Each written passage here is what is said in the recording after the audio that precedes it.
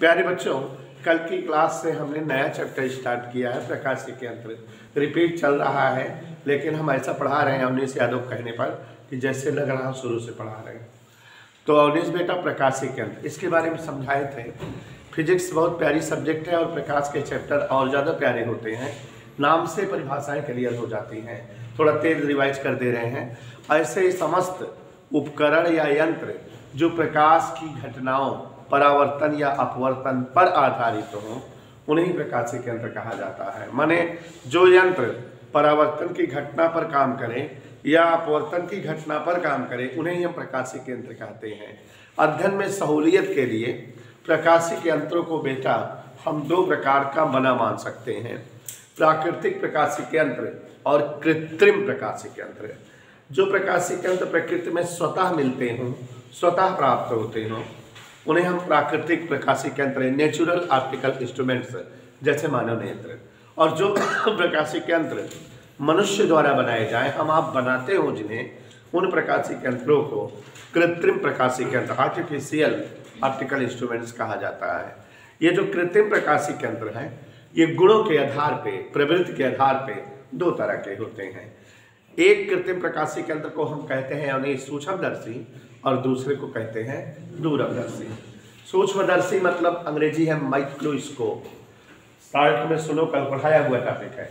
ऐसे समस्त प्रकाशिकी यंत्र जो अत्यंत छोटी से छोटी वस्तुओं का बड़ा स्पष्ट चमकीला प्रतिबिंब दिखाने के लिए प्रयुक्त किए जाएं, सरल सूक्ष्मदर्शी कहलाते हैं। अवकातानुसार, क्या अवकात के हिसाब से सरल सूक्ष्मदर्शी दो प्रकार के हैं, सरल सूक्ष्मदर्शी और संयुक्त या यौगिक सूक्ष्मदर्शी। और दूसरे प्रकाशिकी यंत्र जो दूरदर्शी हैं, ऐसे समस्त प्रकाशिकी यंत्र जो दूर स्थित वस्तुओं का स्पष्ट बड़ा चमकीला प्रतिबिंब दिखाने में प्रयुक्त होते हों, दूरदर्शी कहलाते हैं, टेलीस्कोप कहलाते हैं। दूरदर्शी परावर्तन की घटना पर जब बनते हैं तो रिफ्लेक्टर, टेलीस्कोप, परावर्तक दूरदर्शी कहलाते हैं। और जब जो है अपवर्तन की घटना पर बनते हैं तो अपवर्तक दूरदर्शी या रिफ्रैक्टर, टेलीस्कोप कहलाते हैं। तो दूरदर्शी दो प्रकार के होते हैं, परावर्तक दूरदर्शी और। जैसा कि आप जान रहे हो कि अब हमको प्रकाशिकी यंत्रों का डिस्क्रिप्शन करना है, तो आपको बता दें कि अगर किसी प्रकाशिकी यंत्र का वर्णन करना होता है तो सबसे पहले थोड़ा सा इतिहास माने बकवास बता देते हैं, क्या है, किसने बनाया, किस काम में आता है। फिर उसके बाद उसकी रचना माने वो बना कैसे है। और फिर तीसरा और महत्वपूर्ण टॉपिक है क्रिया विधि आरेख, माने वो जिस तरह वर्क करता है उसकी क्रिया जो है को किरण आरेख के द्वारा दिखाना। और जो चौथा टॉपिक है वो महा इम्पॉर्टेंट है, क्योंकि हाई स्कूल वगैरह में भी आप ये सब चीज़ें पढ़ते थे, लेकिन चौथा टॉपिक आप हाई स्कूल में केवल डायरेक्ट लिखते थे। यहाँ चौथे टॉपिक का डेरिवेशन करना रहेगा और चौथे टॉपिक का नाम है आवर्धन क्षमता। तो आपने समझा शिवांश कि हमने बताया प्रकाशिकी यंत्र का जब वर्णन करना होता है तो पहले थोड़ा इतिहास, फिर रचना, और फिर क्रिया विधि आरेख, और फिर आवर्धन क्षमता। चार चीज बतानी होगी। आवर्धन क्षमता बताने के लिए कुछ शब्दों की जरूरत होगी, इसलिए हम अवनीश पहले चर्चा कर दे रहे हैं। जैसे स्वस्थ नेत्रों से जितनी दूरी पर रखी वस्तुएं स्पष्टतया हूबहू दिखाई देती हैं, वह दूरी स्पष्ट दृष्टि की न्यूनतम दूरी कही जाती है फिजिक्स के हिसाब किताब से। और इसे कैपिटल डी से लिखा जाता है और इसकी वैल्यू 25 सेंटीमीटर होती है। तो स्पष्ट दृष्टि की न्यूनतम दूरी का तात्पर्य है स्वस्थ नेत्रों से जितनी दूरी पर रखी वस्तुएं स्पष्ट दिख सकें, वही दूरी स्पष्ट दृष्टि की न्यूनतम दूरी। और मनुष्यों के लिए इसका मान 25 सेमी, और ये रिप्रेजेंट होती है कैपिटल डी से। अब उसके बाद शब्द आता है दर्शन कोण, विजुअल एंगल। कल ये भी समझाए थे। अगर हम किसी वस्तु को स्पष्ट दृष्टि की न्यूनतम दूरी पर रख दें, मतलब हम इस वस्तु को कितनी दूरी पर रखे हैं, 25 सेमी, और ये वस्तु के ऊपर से एक जो है आंख पर मिला दें, एक नीचे से मिला दें, माने वस्तु नेत्र पर कोण बना रही हो, तो वस्तु नेत्र पर जो भी कोण बनाएगी उस कोण को हम विजुअल एंगल, दर्शन कोण कहेंगे। तो मतलब स्पष्ट दृष्टि की न्यूनतम दूरी पर स्थित वस्तुओं द्वारा नेत्र पर बना कोण दर्शन कोण कहलाता है। एक बार फिर समझ लो, स्पष्ट दृष्टि की न्यूनतम दूरी पर स्थित वस्तु द्वारा नेत्र पर बनाया गया कोण दर्शन कोण कहलाता है। अल्फा से लिखते हैं इसको, और जब कैलकुलेशन वगैरह करना रहेगा तो tan अल्फा निकालते हैं, लेकिन अल्फा छोटा होता है तो tan अल्फा को अल्फा मान लेते हैं। तो आप यहाँ पर एक चीज और जानिए, अगर दो वस्तुएं हो और वो नेत्र पर दर्शन कोण बना रही हो, उनके दर्शन कोण के मान के आधार पे हम पता कर सकते हैं कौन वस्तु लंबी है, कौन वस्तु छोटी है, कौन पास में है, कौन दूर है। क्यों? क्योंकि बेटा नहीं ध्यान दे रहे हो, जो वस्तुएं नजदीक होती है नेत्र के या जो वस्तुएं छोटी होती हैं, उनके द्वारा जो नेत्र पर दर्शन कोण बनता है वो छोटा होता है। मतलब छोटी वस्तुएं नेत्र पर छोटे मान वाला दर्शन कोण बनाती हैं, या नेत्र के नजदीक रखी वस्तुएं नेत्र पर छोटे मान का दर्शन कोण बनाती हैं, ठीक है ना।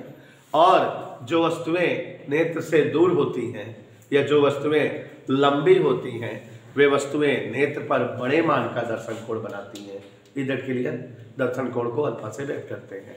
अब बच्चों एक कोण और बताए थे बीटा। क्या बताए थे बेटा? क्या है बीटा? जान लो, नहीं समझ में नहीं आएगा। जैसे कि हम अभी आपने आंख में चश्मा लगा ले, क्या लगाए हो ना, तो चश्मा का मतलब है एक प्रकाशीय यंत्र है। और अब हम नेत्र के सामने एक वस्तु रखें, आइए अब लगाएंगे चश्मा और सामने इस धरेंगे वस्तु, तो अब क्या होगा? चश्मा चाचा क्या करेंगे? ये जो है इस वस्तु का कोई प्रतिबिंब बना देंगे कि नहीं, और वो जो प्रतिबिंब बना है वो अगर नेत्र पर कोण बनाए तो उस कोण को बीटा कहते हैं। लो, समझने को समझ गए, लेकिन लैंग्वेज देके बता दो तो जाने। प्रकाशिक यंत्र माने चकला के सामने जो है रखी वस्तु का जो बना प्रतिबिंब है वो नेत्र पर जो कोण बना है वही क्या है? बीटा। तो बीटा कोण के बारे में जो है स्नेहा समझ गई और बता देंगे अभी। प्रकाशिक यंत्रों के द्वारा माने चकला के द्वारा नेत्रों के सम्मुख स्थित वस्तु का बना अंतिम प्रतिबिंब, जो फाइनल इमेज है, द्वारा नेत्र पर बनाया गया कोण बीटा कहलाता है। नहीं समझे? प्रकाशिक यंत्रों द्वारा नेत्र के सम्मुख स्थित वस्तु का बना जो अंतिम प्रतिबिंब है उसके द्वारा नेत्र पर बना कोण दर्शन को बीटा कहलाता है। और इस कोण और अल्फा का अनुपात आवर्धन क्षमता कहलाता है।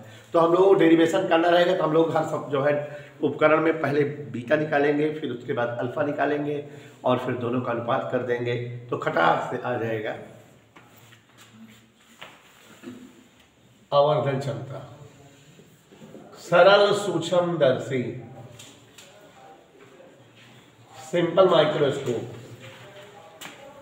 गौर से ध्यान दीजिएगा।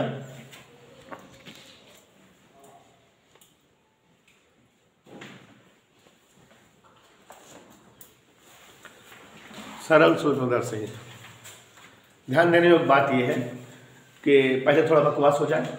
सरल सूक्ष्मदर्शी एक ऐसा प्रकाशिक यंत्र है, सरल सूक्ष्मदर्शी एक ऐसा प्रकाशिक यंत्र है जिसके द्वारा किसी भी वस्तु का 50 गुना बड़ा से लेकर 500 गुना बड़ा प्रतिबिंब प्राप्त किया जाता है, स्पष्ट और चमकीला।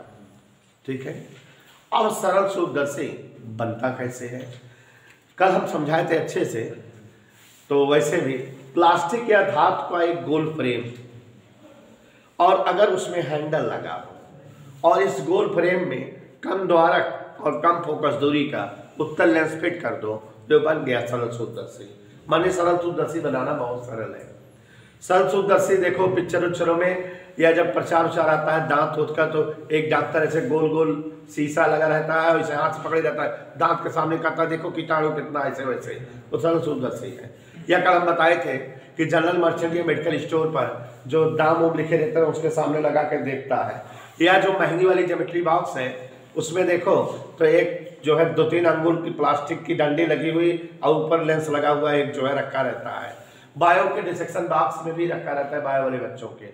तो यही सरल सूक्ष्मदर्शी है। तो सरल सूक्ष्मदर्शी कैसे होता है? इसमें जो है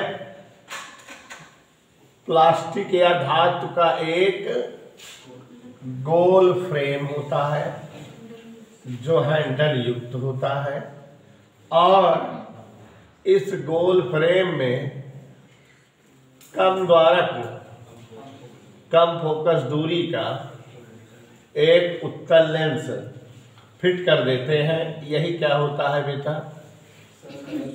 सरल सूक्ष्मदर्शी। ये देखो, ये उत्तल लेंस है।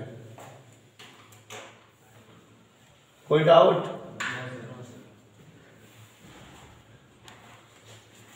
ठीक है, तो ये सरल सूक्ष्मदर्शी बन गया। और बच्चों ध्यान दीजिएगा कि सरल सूक्ष्मदर्शी के बाद इसकी जो है क्रिया विधि आ रही, माने वर्क कैसे करता है। जिस वस्तु को सरल सूक्ष्मदर्शी के द्वारा देखना होता है उस वस्तु को सरल सूक्ष्मदर्शी के बहुत नजदीक रखते हैं, माने सरल सूक्ष्मदर्शी के प्रकाशिक केंद्र और प्रथम फोकस के बीच रखते हैं। कार्यक्रम कुछ ऐसे होता है। ये सरल सूक्ष्मदर्शी के कम द्वारक और कम फोकस दूरी वाला उत्तल लेंस है। इस पार बेटा देख रहे हो, सरल सूक्ष्मदर्शी के कम द्वारक और कम फोकस दूरी का उत्तल लेंस है। और ये इसकी क्या है? मुख्य है। ऐसे यहाँ पर बेटा इसका प्रथम फोकस है यह, और यहाँ पर इसका द्वितीय फोकस है, और यहाँ पर इसका प्रकाशिक केंद्र है। ठीक है ना? जिस वस्तु को सरल सूक्ष्मदर्शी के द्वारा देखना होता है उसे सरल सूक्ष्मदर्शी के बहुत नजदीक उत्तल लेंस के प्रकाशिक केंद्र और प्रथम फोकस के बीच में रख देते हैं। ये एकदम नजदीक है ये वस्तु ए बी।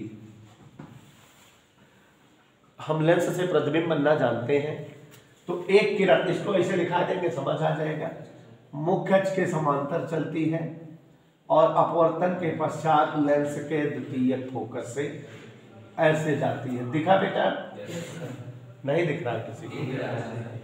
और एक किरण प्रकाशिक केंद्र से होकर चलती है और बेटा ये इस तरह से इसी मार्ग से बढ़ती जाती है। आप देख रहे हो दोनों किरणें फैल रही हैं, माने कहीं मिलेंगी नहीं, माने आगे कहीं कटेंगे नहीं, आगे प्रतिबिंब नहीं बनेगा। लेकिन अगर इन्हें पीछे की ओर बढ़ाएं, पीछे की ओर बढ़ाएं तो स्पष्ट है कहीं ना कहीं ये कट जाएंगी और इनका जो है प्रतिबिंब वस्तु की अपेक्षा बहुत बड़ा, सीधा और आभासी, ये ऐसे बन गया। ये वस्तु है और ये प्रतिबिंब है। सभी को दिखा?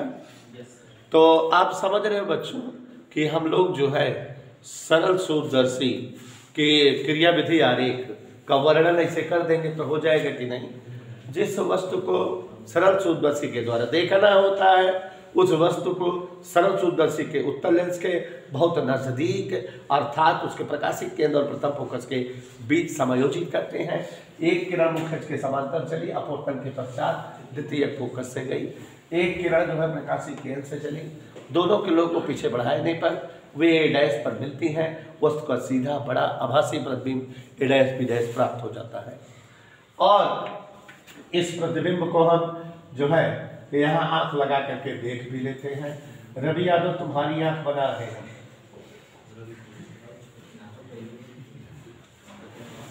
गजान आंख आई, कैसे आंख है? गजान मतलब समझा था? हाँ, अमल लाग है।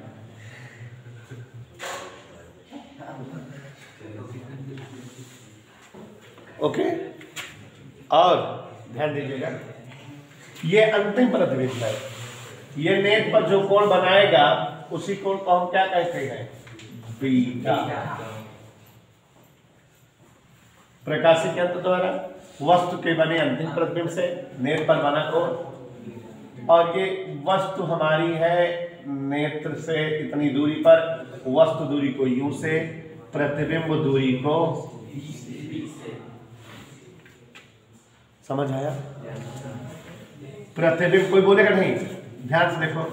प्रतिबिंब ए डैश बी डैश द्वारा नेत्र पर बना कोण, कोण ए डैश ओ बी डैश बराबर बीटा।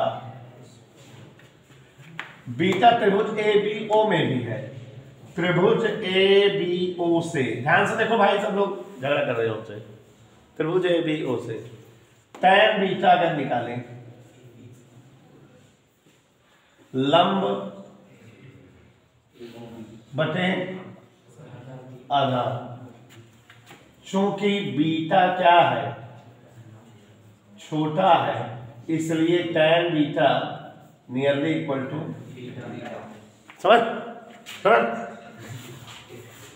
बीटा बराबर ए बी बटे इधर वाली दूरी माइनस रहा था,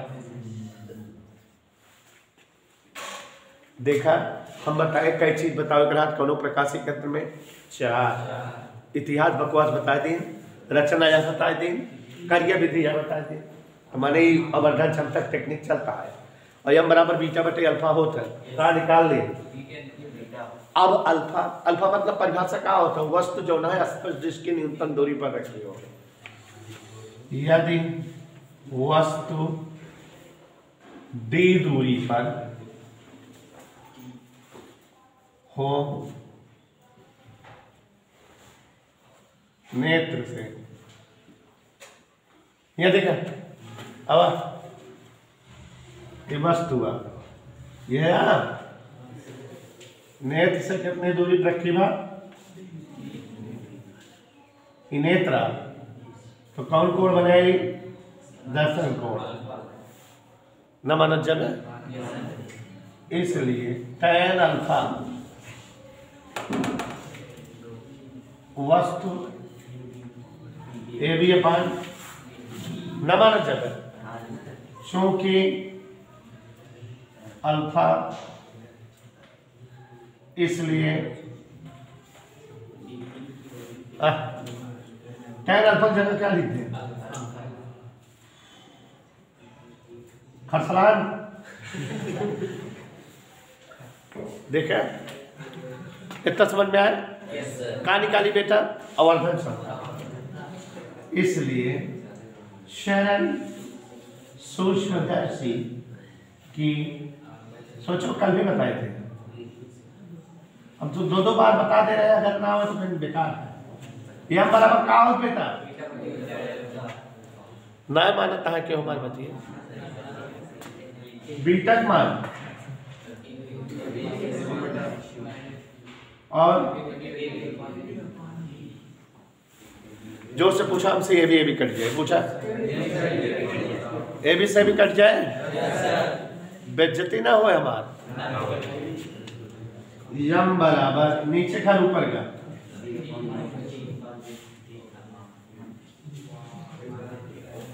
ये बच्चों यही आवर्धन क्षमता का क्या आ गया व्यंजन। लेकिन बेटा चाहे जिस प्रकाशिक यंत्र की बात हो, चाहे सरल सूक्ष्मदर्शी की, चाहे संयुक्त और चाहे दूरदर्शी, सबके में आवर्धन क्षमता में 2 केस लगाया करेंगे कि अंतिम प्रतिबिंब अनंत पर बन रहा हो तब का होगा आवर्धन क्षमता, और अगर अंतिम प्रतिबिंब स्पर्श दृश्य की न्यूनतम दूरी डी पर बन रहा होगा तब क्या होगा आवर्धन क्षमता। वैसे यदि आवर्धन क्षमता सूत्र आ गया, लेकिन कई केस लगाया करेंगे। देखो स्थिति प्रथम, सुनते ना यहाँ क्यों बात है? अच्छा, प्रथम स्थिति यदि अंतिम प्रतिबिंब कहाँ बना लड़कियों? अनंत पर बने तो एक मिनट क्यों बोले ना, आज तो कसक एक बात बताई लेंस वाली कहानी कि कौनो भी वस्तु अगर हरे नेत्र के आगे और फोटो लेंस जो है अनंत बनवत बात ऐसा तभी संभव बा कि जब वस्तु फोकस में रखी हो, कंडीशन पड़े हो, फोकस पर रखी वस्तुओं का प्रतिबिंब अनंत पर बनता है। तो ये प्रतिबिंब जो है अनंत पे है, इसका मतलब ये वस्तु कहां पर रखी है? फोकस पर। यू बराबर क्या है? नहीं मानोगे? फोकस दूरी पर, फोकस बिंदु पर वस्तु रखी है तब अंतिम प्रतिबिंब अनंत पर बने। तो इसलिए आवर्धन करता है मोरी माई यम बराबर का सूत्र आ रहा, यह आ रहा यह देखा युग जगह क्या डेरिवेशन आई है। और जब अंतिम पद विमानन पर बना था तो क्या कहा जाता? श्रांत नेत्र अवस्था। क्या कहा जाता सलाना? अच्छा ई काम हर यंत्र से करब कि अंतिम प्रतिदिन अनंत पर बदल गए वी बराबर इन्फिनिटी रखा ताड़प का सूत्र है। तो आवर्धन शब्द सूत्र का आ गया। अब ई काहे बता दे सवाल लगा कान दे यार। जैसे कह दे ए सुन 10 सेमी फोकस दूरी वाले उत्तल लेंस से बने सूक्ष्मदर्शी की आवर्धन क्षमता शांत नेत्र अवस्था में क्या होगी? तो तुरंत काला टाइप आवर्धन क्षमता सूत्र डी अपान एफ। डी माने 25 एफ माने 10 सर्गे के 2.5 उत्तर डी अपान एफ रटे है मार देता। तो कहां से है देख ले। अब अखियां नीचे देखा लिखा था दूसरी स्थिति ठीक कठिन है। दूसरी स्थिति माने जब अंतिम प्रतिबिंब डी दूरी पर बने मतलब ई दूरी जो वी है डी हो जाए स्पर्श दृष्टि की न्यूनतम दूरी। यह देखा ताड़ा जाया अंतिम प्रतिबिंब ये सब फंस गया डेरिवेशन में। कहां बने लड़के? अरे मोरी माई तो देखा वी बराबर क्या चाहता है वो इधर वी का डी कहे बा लेकिन इधर वाली दूरी माइनस कितना है और यूओ माइनस लिखे सूत्र जब लेंस में तारा याद करा 1 अपान एफ बराबर 1 अपान वी माइनस 1 अपान यू हुए है। चलो ओम ओनिसाय नमः 1/v वी का मान यू का मान हमारा बड़ा मन करता है टी से गुणा कर दी। अब वही बताया काहे करे हमारे से अनाप शनाप मन कर रहा था देश गुणा करा डी अपान डी बटा डी माइनस माइनस